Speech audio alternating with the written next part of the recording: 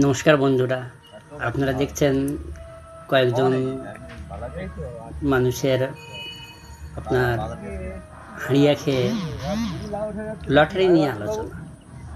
ওদের আলোচনা আপনারা দেখে বেশ ভালো লাগবে এবং কেমন লাগলো কমেন্টে জানাবেন।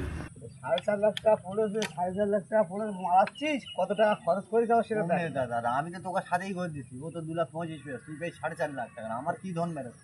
আমার একটা 6 টাকাও মেরেছে, 2200 টাকাও মেরেছে, আমার কি মেরেছে? 2,25,000 পেয়েছে, টাকা যাতে হয় টাকা যাতো। ওই 2,25,000 পেয়েছে তাই জল খাওয়ার ধারে বসে তাই হাঁড়িয়া খাচ্ছে ও। হারিয়ে খাচ্ছে ওর, হ্যাঁ?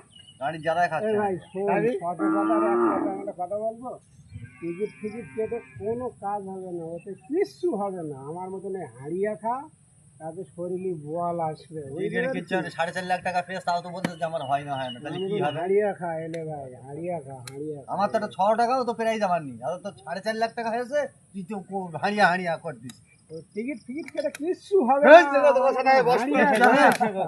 তুই পেয়েছিস 2,25,000, ও পেয়ে 4.5 লাখ, তাও বলছিস তোর হয় না। না, আমার কি 600 টাকা কি 6 টাকাও মারে না।